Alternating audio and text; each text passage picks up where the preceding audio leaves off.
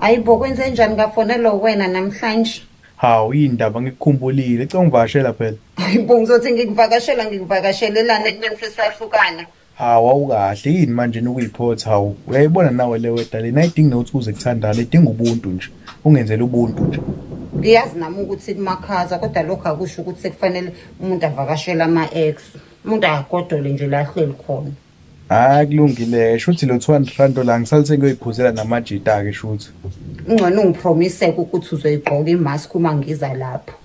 Ukhululeke ubala ngisho ngase ngilisanitize before ngilifaka ubala lolo. Ngingeza ke kodwa nje futhi ngeke ngihlale isikhathi eside ngizohlala nje mhlawumbe i-hour.